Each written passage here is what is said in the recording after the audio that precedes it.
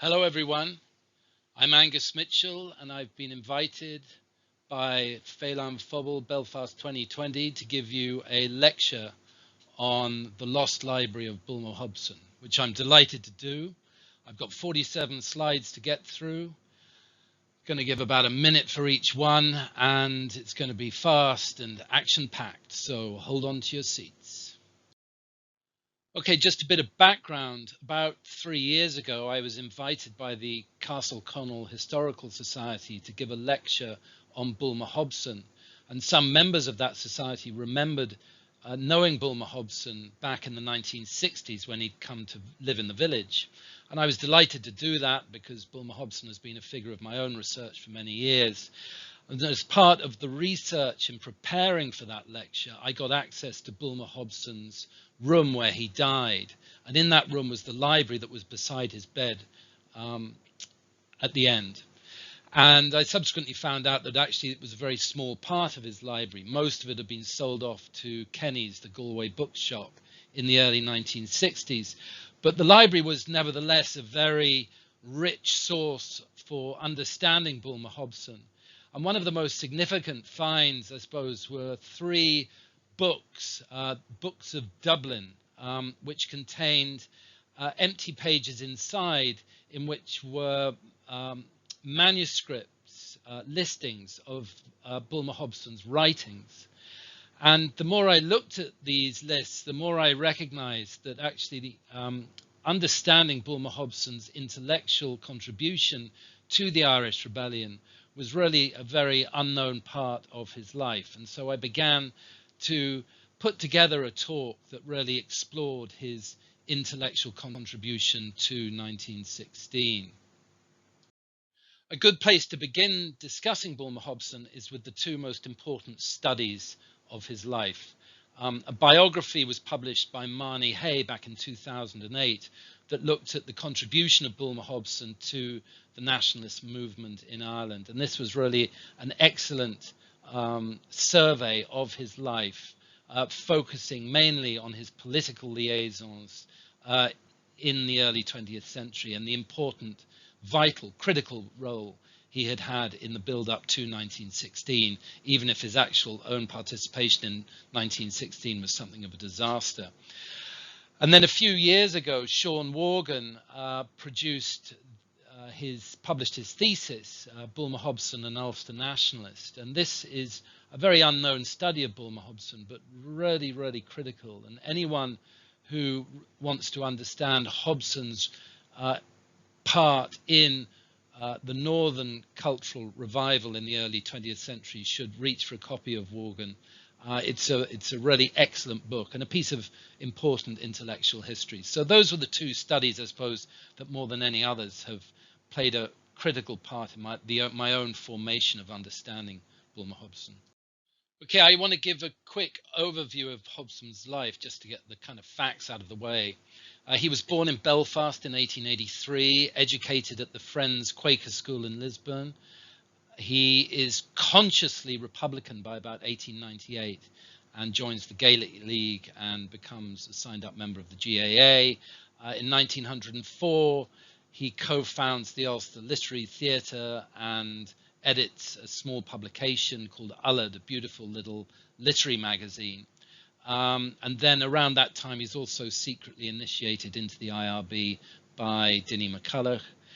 In 1906, he co-founds with McCulloch the Dungannon Club, which attempts to draw together as many differing positions across Belfast into a single Republican unit, if you like. It very much tries to build bridges between conflicting groups. And in 1907, he becomes vice president of Sinn Féin, and then soon after that makes his first journey to the US, largely as a result of the political journalism he's been doing for the Gaelic American. From 1908 to 1916, more or less, Hobson is very much centered in Dublin. And in 1909, after meeting with the Countess Markowitz, he establishes the Féile at their experimental community that they found just north of Dublin City, which is largely a failure, but out of it emerges the Féile, and Hobson really initially takes that very much under his own wing and uses it to distribute his newspapers. He also in that year resigns from Sinn Féin. The following year is one of the founders of Irish Freedom, and then is quickly elected onto the Supreme Council of the IRB.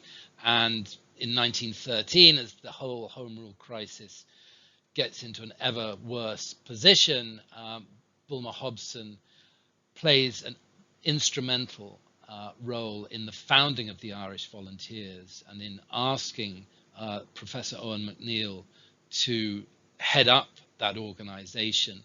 And then subsequently in the middle of 1914, as Redmond begins to muscle his way onto the executive committee of the Volunteers, Hobson is one of those who strongly stands beside McNeill and tries to prevent the movement from splitting, which of course the hard men such as Pearse and Tom Clark never really forgive him for.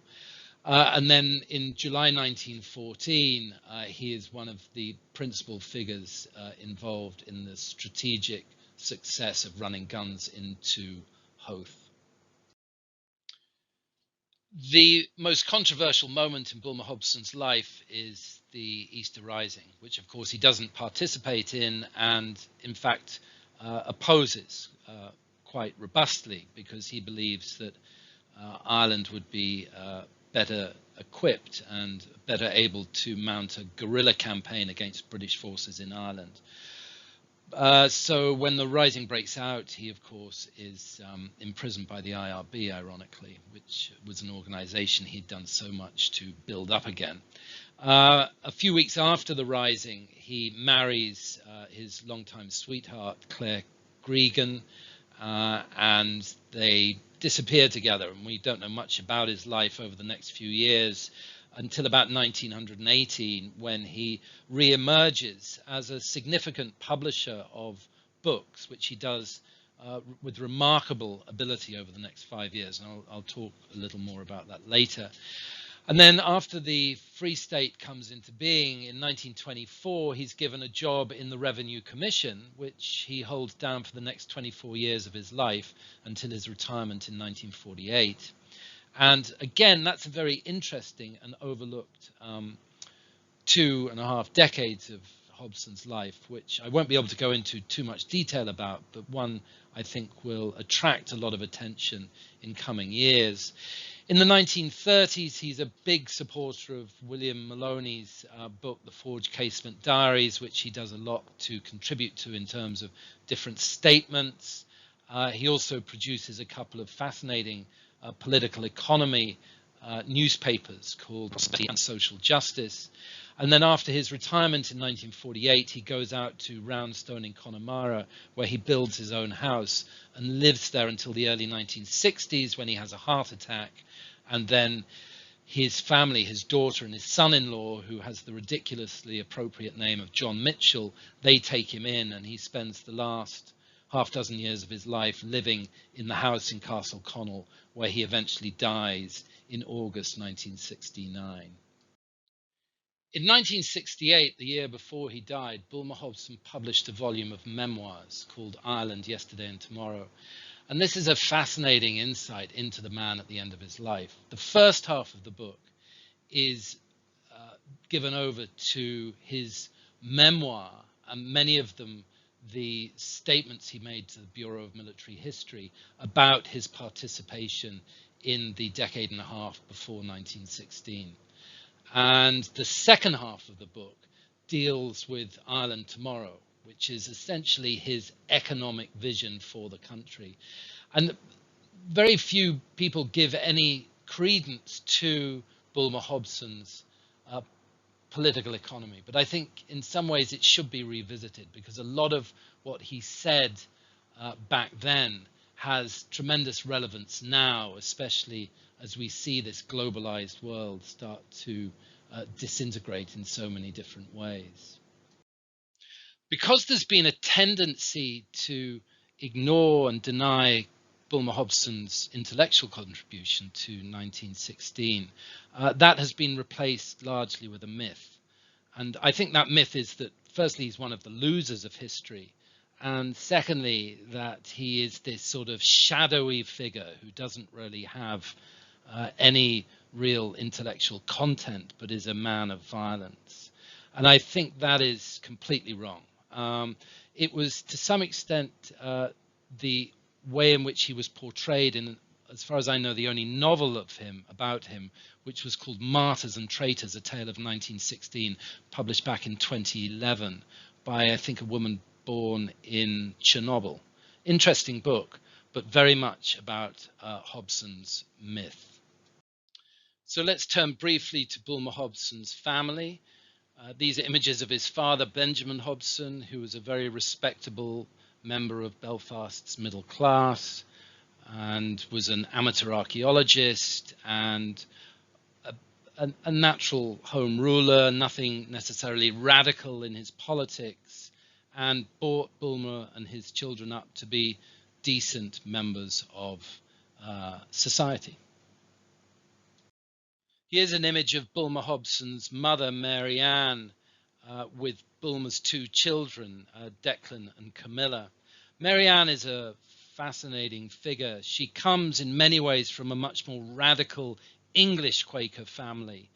In the 1890s, she involved herself in emerging suffragette politics, in Irish nationalist politics, and was an active figure. But she was also very interested in the natural world. She was part of the Belfast Naturalist Field Club and an amateur archaeologist like her husband, and published some well-received papers on ancient historic sites of Ulster. But nothing really to suggest that she is going to produce a very radical child. And then towards the end of her life, she produced these wonderful family genealogies.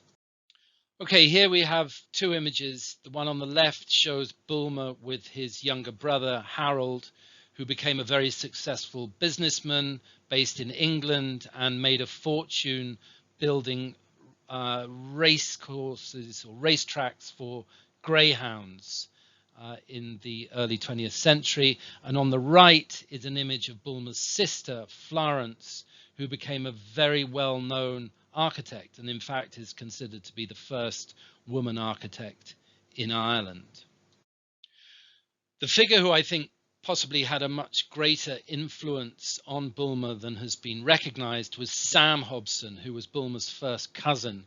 A little bit older than Bulmer, Sam Hobson becomes a very big figure within the British socialist movement in the late 19th, early 20th century.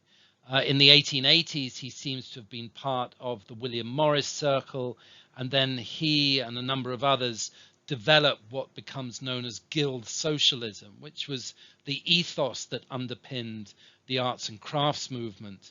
And then as the 20th century dawns, Sam takes a more and more radical trajectory, and although he, I think, serves as a member of parliament for a brief time, he in the end ceases to fit in so well, especially after the First World War. But at the end of the 1930s, shortly before he dies, he writes a very interesting volume of memoirs. Bulmer is mentioned in a few brief passages in that book, but I think their relationship was much deeper than Sam was prepared to admit. So I think it's important to remember that Belfast was a very progressive city when Bulmer Hobson was growing up. And obviously the shipbuilding side of the industrial economy was critical. But also the reason, again, I've always been interested in Belfast at that time was because of the economy of extractive rubber, which was making huge fortunes on the international stock exchange. And of course, it had been in Belfast in the mid-1880s that John Dunlop had essentially invented the pneumatic tyre. So I think that side of Belfast should be really kind of backgrounded against Bulmer Hobson's life, this progressive, thriving, modern stunning, beautiful looking city. The figure who had more influence on Bulmer, I think in his late adolescence than any other, was Alice Milligan. You can see a picture of her there with Anna Johnston.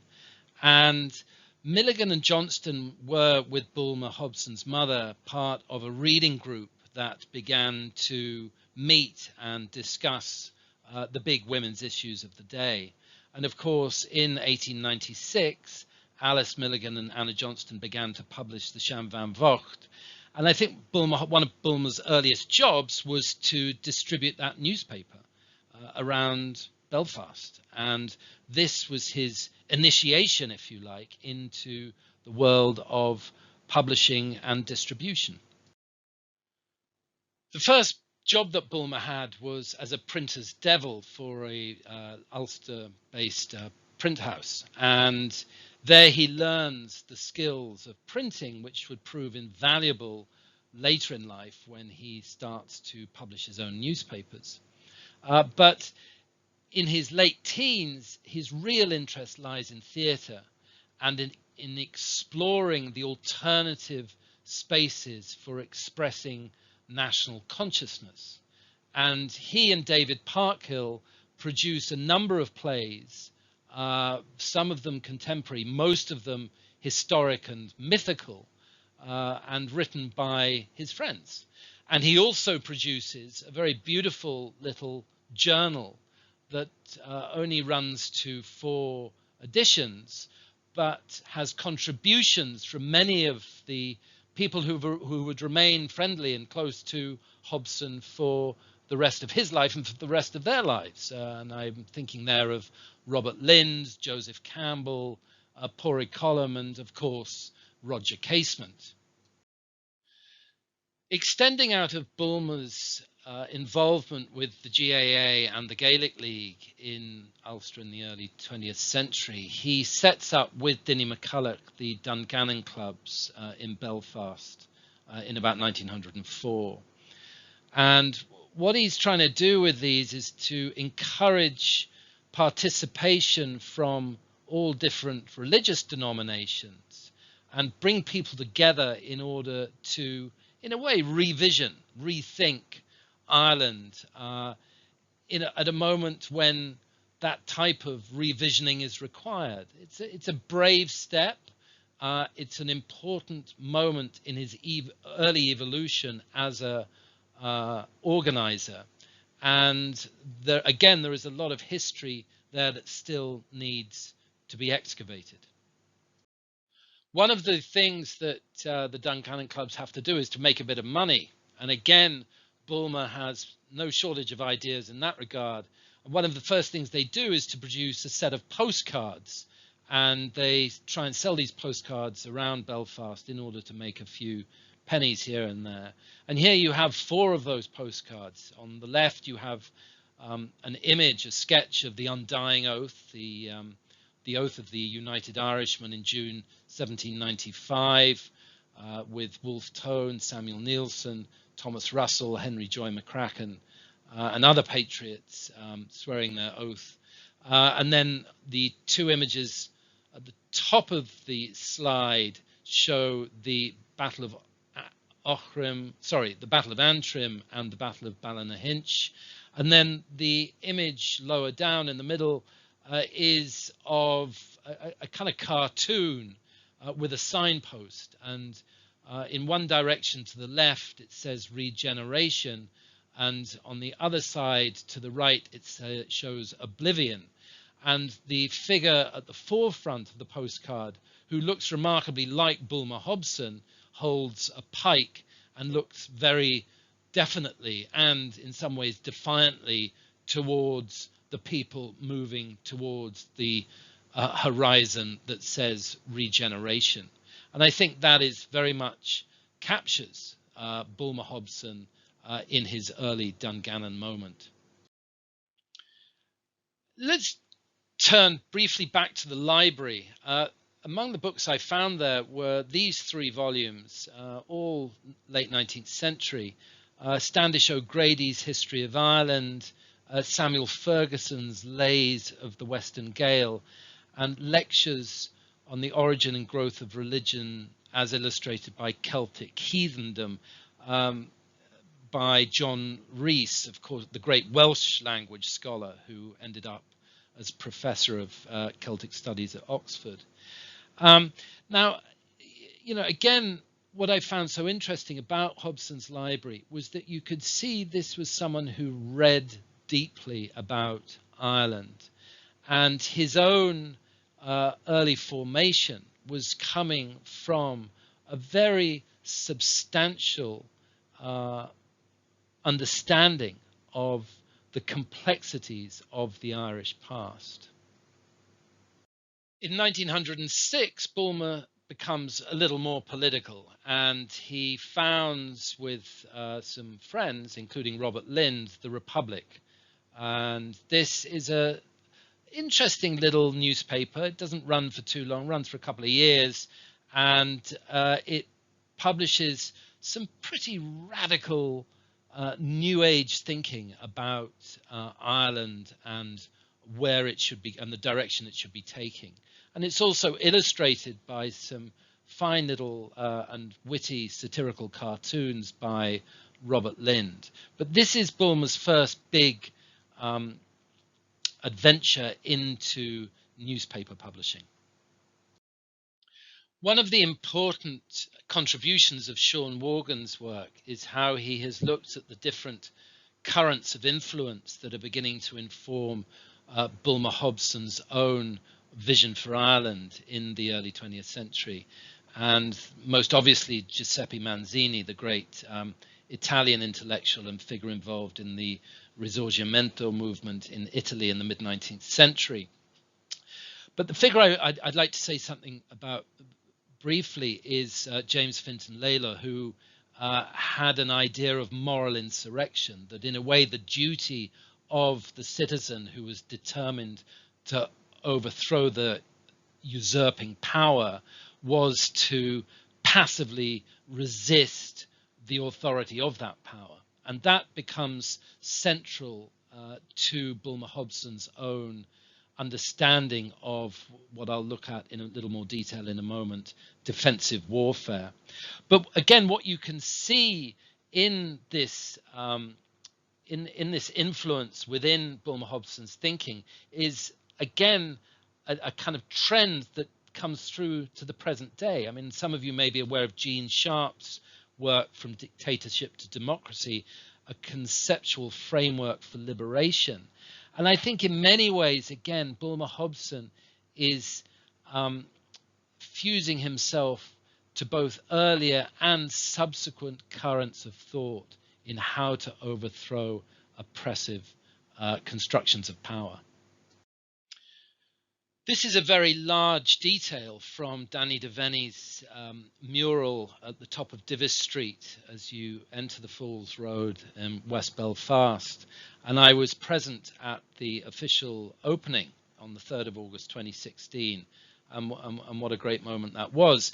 But you can see here Bulmer Hobson's very unmistakable hat as he sits beside Sean McDiarmid and Dinny McCulloch on the other side, watching a group of capped Belfast workers standing in awe of James Connolly, who is apparently sitting beside that very reading group that I've already talked about, that included Alice Milligan and Anna Johnston. Now, if you look on the right-hand side of this slide, you'll see that an image is being projected onto the gable end of a house, and that is a reference to Bulmer Hobson and Dinny McCulloch, who went up the Falls Road in the early 20th century, having borrowed the lantern slide projector of Francis Joseph Biggar, and Bulmer gave brief political economy lectures to anyone who could be bothered to stand and listen. But that was a lovely, I thought, capturing of the history of that period, which I just tried to describe. The moment in many ways that brought different communities together to celebrate all things Irish was the Féile na Glen in 1904. And there's a very moving description by Stephen Gwynn of Casement and Bulmer Hobson meeting at that event. And present on the day were also Count Plunkett, Owen MacNeill, Alice Stopford Green and others. Francis Joseph Biggar was one of the principal organisers. But it was a really important cultural crossroads, flashpoint, if you like, that in many ways would never be repeated. The political situation from 1904 to 1916 would get progressively worse and not, as Hobson and others had hoped on that day, improve. But that moment, I think, is an important one in terms of understanding the network. Okay, let's think about that network. You have here three images of, I think, the three people who stood closest to Bulmer Hobson at that time. Owen MacNeill, who of course was a Glensman himself, Alice Stopford Green, who ran one of the most progressive and kind of stimulating salons in London, and of course Roger Casement, who was mounting his own moral insurrection against imperial power on the frontiers of Africa in the early 20th century, and he would subsequently wage that moral insurrection against British trading influence in South America. Now, Hobson is very much part of that coterie of figures, and he corresponds with all of them from 1904. He's in particular close contact with Casement, who in many ways mentors Bulmer Hobson into the figure that he becomes. The other figure who had tremendous influence on Bulmer Hobson at this time was Francis Joseph Biggar, who stood at the centre of cultural nationalism in Belfast in the late 19th, early 20th century. Again, he was someone that Hobson's mother and father would have known well. They lived close by to Ardrey, his house on the Antrim Road, and Bulmer from a young age began to frequent the house and meet other nationalists and integrate in that very, very active circle of Biggars. Two other people who I'd like to mention at this point are Nanny Dryhurst, who in the 1880s had attached herself to essentially a group of socialist anarchists in London and then gone on to work for Prince Kropotkin's newspaper Freedom, and then subsequently translated his book on the French Revolution. But she was a very active late 19th, early 20th century female intellectual, very much involved with women's issues, Irish nationalist issues. She spoke Irish, Dublin born, and her daughter would go on to marry Robert Lind. Robert and Sylvia Lind both lived in Hampstead. They were part of London intellectual life well into the 20th century.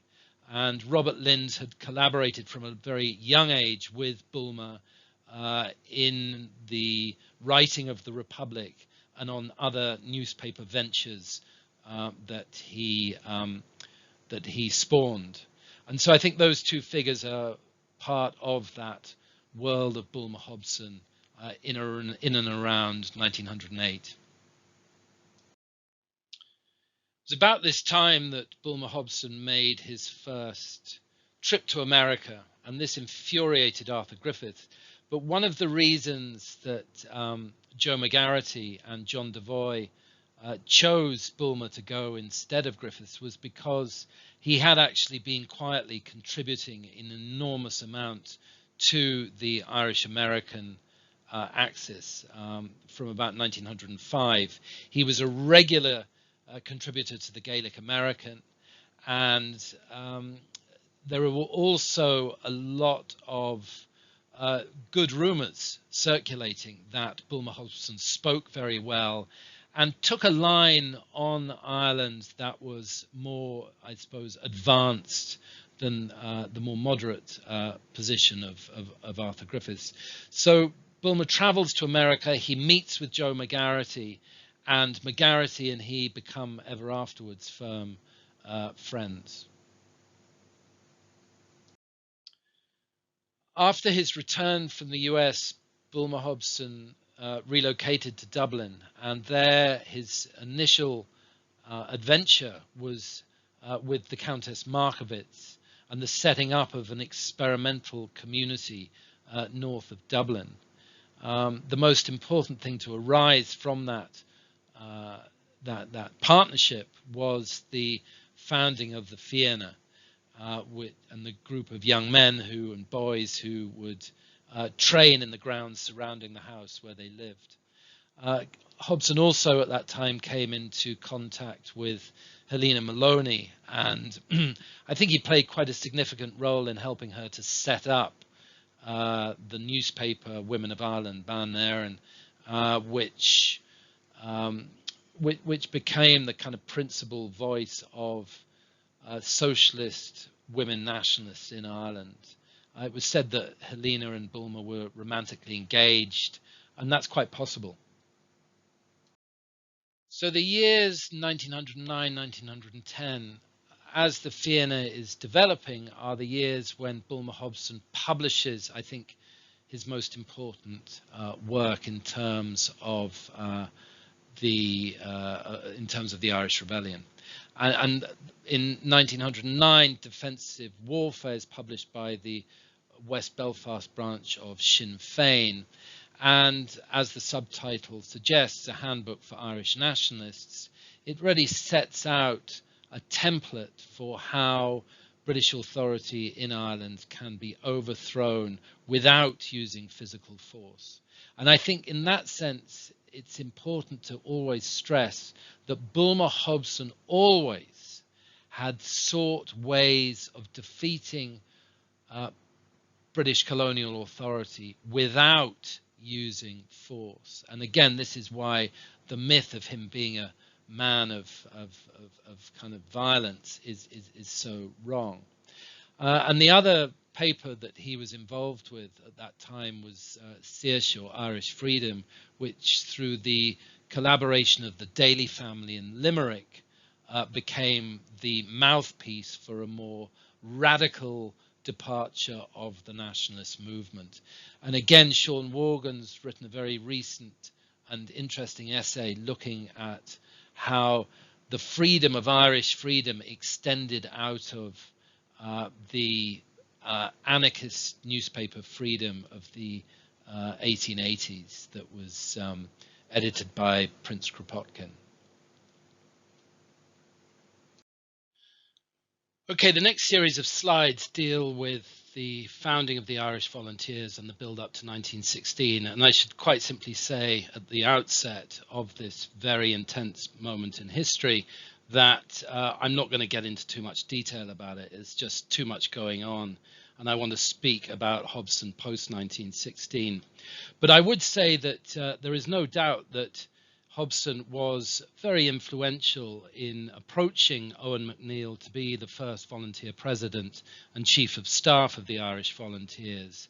And he quite loyally stood beside MacNeill right through to the outbreak of rebellion in Dublin in 1916.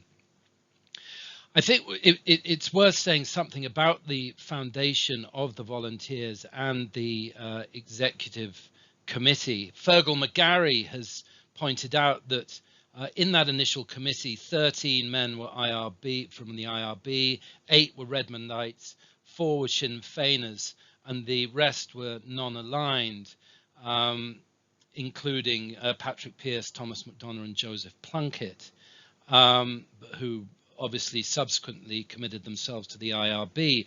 But that composition, I think, was very much reflective of Bulmer Hobson's hope that the different strands of the nationalist movement, both advanced and constitutional, could be brought together behind the Irish volunteer movement. And that's why he opted for quite a moderate figure like Eoin MacNeill.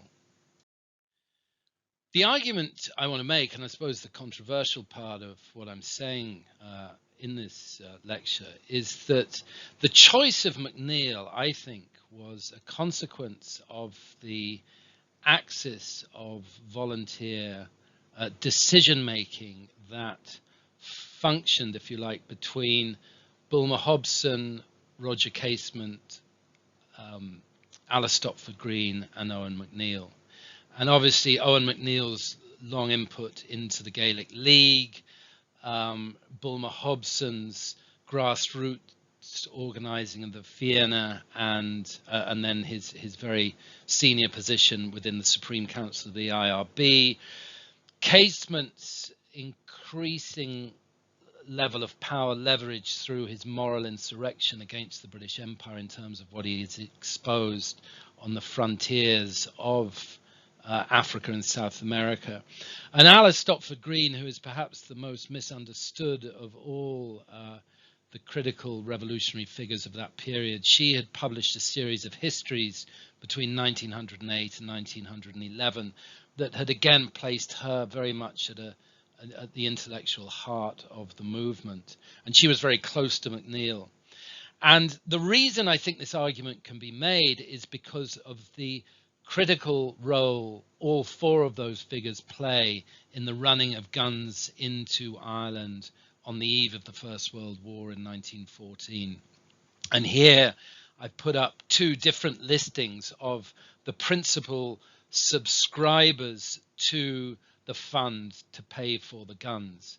And actually, I could say a lot more about this list, but I think it should be noted that Alice Stopford Green essentially divvied up half the amount of money necessary to buy the guns in order to arm the Irish volunteers.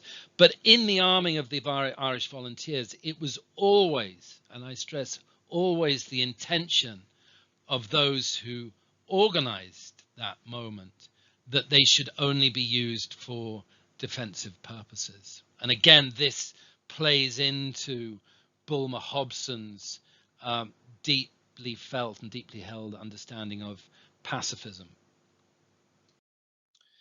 So here are three of the very recognizable images from the running of guns into Howth in July 1914. I'd make 2 points. Firstly, most of the people who subscribed money and organized the running of guns were Protestants, and that is never really clearly articulated. The other point, and the important one, is that they were very conscious that they were making history. This is why there are so many photographs surviving from that momentous operation. And it's again very interesting looking at how the politics of 1916 has seen a reduction in the significance of the Howth gun running in terms of who was involved and the implications of what that moment did in terms of changing the course of Irish history.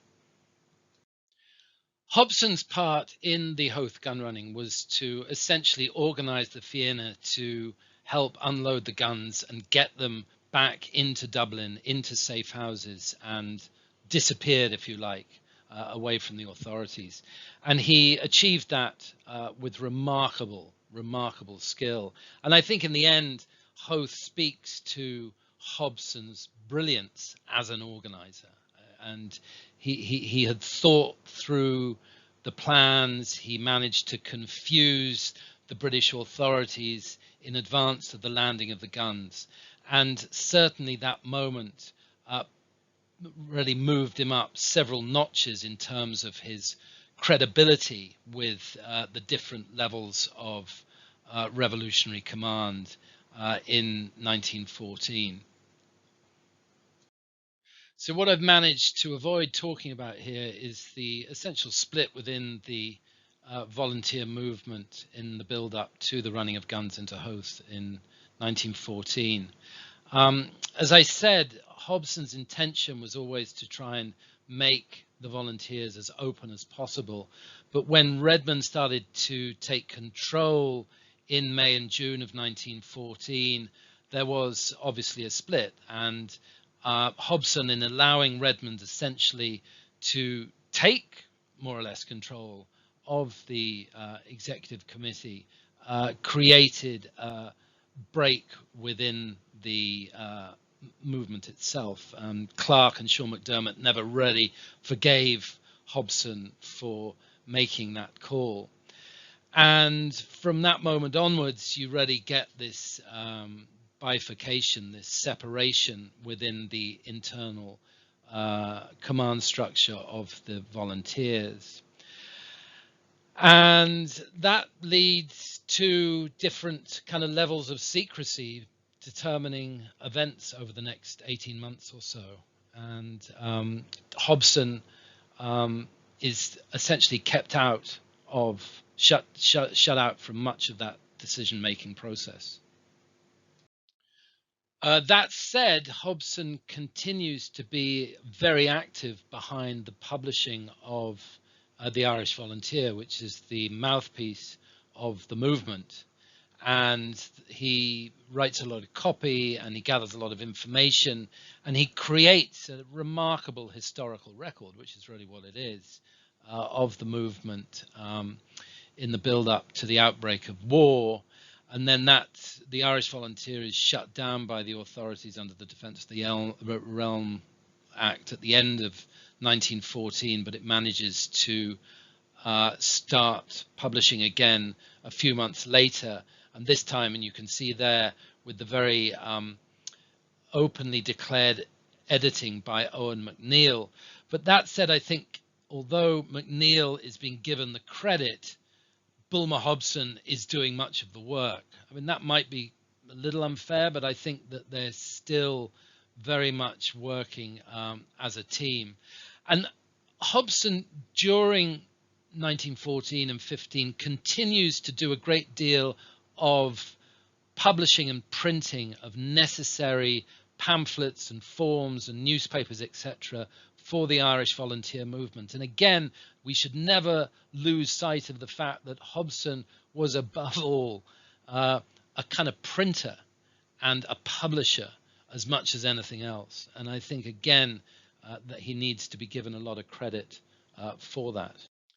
I think the other important thing to recognize about Bulmer Hobson's life at this time is that he's falling in love. And there you have a picture of Claire Gregan, who had become his secretary and then his lover.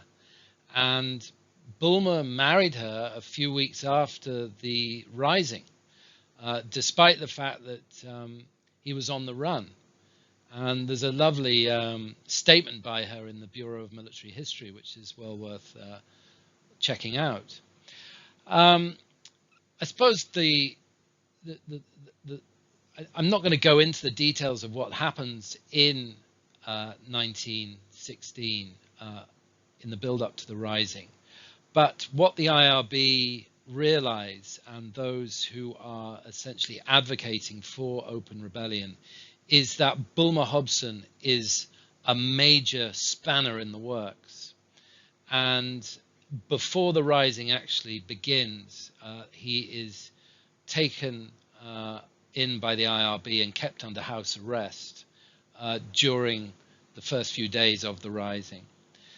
And I think, again, what that indicates is the tremendous level of authority that Hobson had within the movement that would have required the IRB to make such a drastic decision. One of the ways that Bulmer Hobson's part or non-part in 1916 is explained in the immediate aftermath of the Rising is to suggest that he had behaved as a coward, that in fact he'd bottled out, that he hadn't had the guts to, take on the British under fire. And that was, I think, a very humiliating story that circulated, and one that to some extent explains why he spent so much of the next few years putting into print his version of events. And that version began in 1918 with the publication of a short history of the Irish Volunteers, which I think is the first effort to explain the volunteer movement. And it begins with a wonderful reflection on history itself.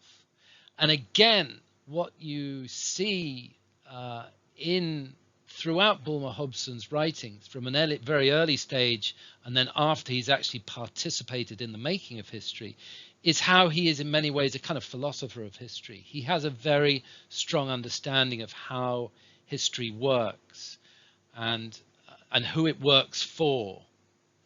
And I think a short history of the Irish Volunteers, although it was very carefully written and obviously had to get past the censor because it was published when the Defence of the Realm Act was still in operation, it shows the skill of Bulmer Hobson as a historian. From 1918, the end of the war, to 1923, Hobson earned his living from publishing, and with Colm O'Loughlin and a couple of other friends, he starts to publish books and pamphlets for which there is a market. He works himself on editing the letters of Wolfe Tone and republishing Wolfe Tone's autobiography. He also republishes the great epic account by Richard Madden of the United Irishmen, and he begins to also try and put the record straight as to what his reasons were and the reasons of others who had followed him for essentially countermanding the orders for rebellion in 1916. I've never seen a complete listing of all the works published by Martin Lester during those 5 years when it was operative, but I choose just two publications here. One is a republication of E.T. Craig's History of Rallaghain, which was the experimental community set up in County Clare during the 19th century, which had only functioned effectively for a couple of years under the great kind of leadership of Robert Owen.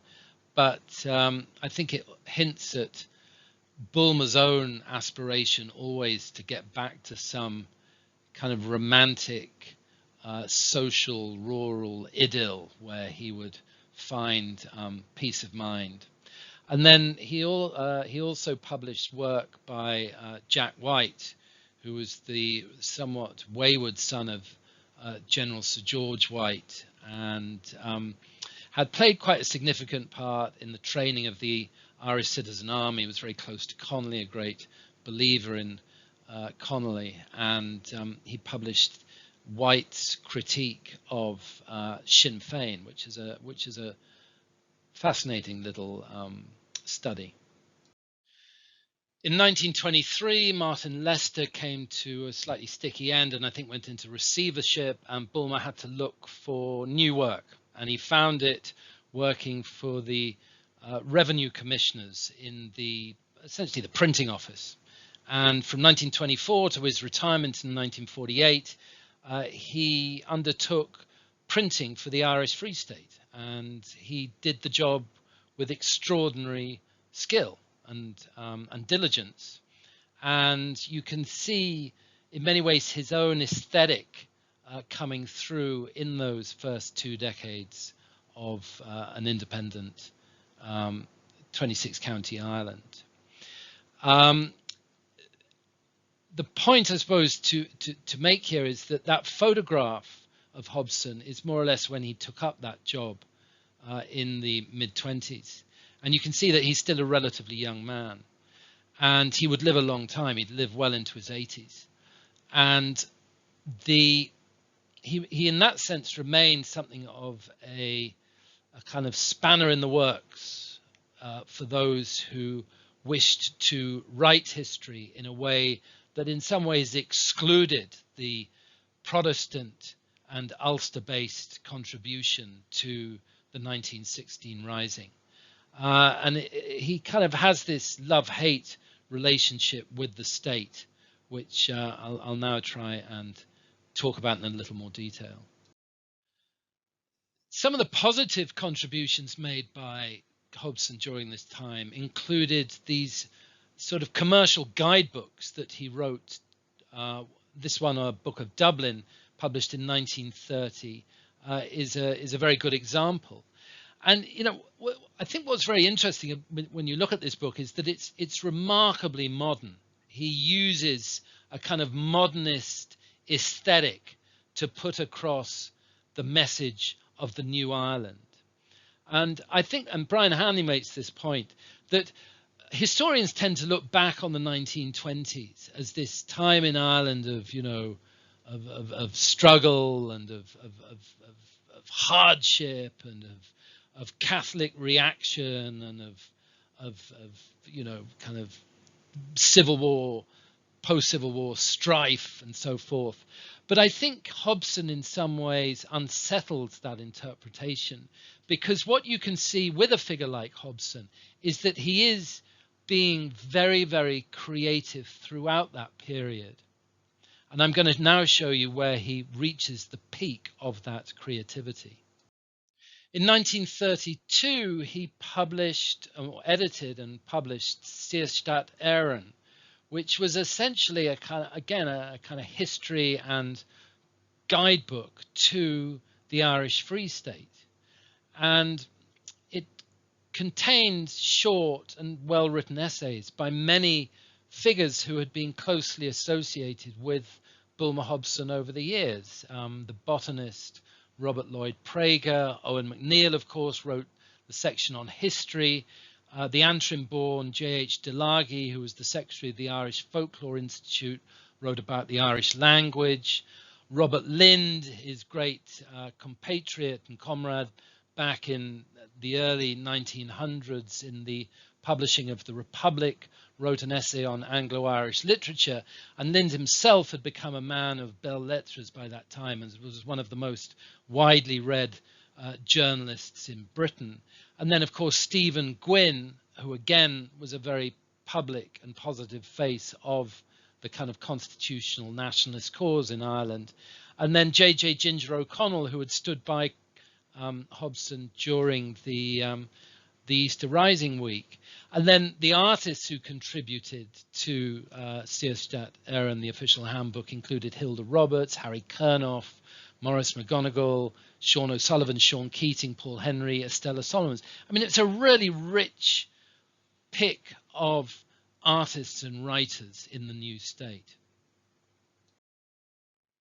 Hobson wrote a very short two-page introduction to the official handbook of Saoirse Éireann, and I think in one way it reveals a lot about Hobson's own responsibility towards settling the situation in Ireland after the rebellion and the War of Independence and the Civil War.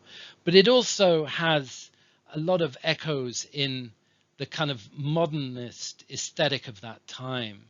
And I think what Hobson in many ways is searching for is a type of explanation as to not only why things didn't sort of pan out as many people had both hoped for and promised in terms of the revolution and the whole independence movement, but also there is that sense of unfinished business in that Hobson, I think, always did believe that the unification of Ireland was inevitable, but it wasn't inevitable if people endlessly kept talking about it, that it would happen organically, naturally, because eventually the strength and power of Ireland would rise to the surface, and then the whole of the country would recognize that this was the place that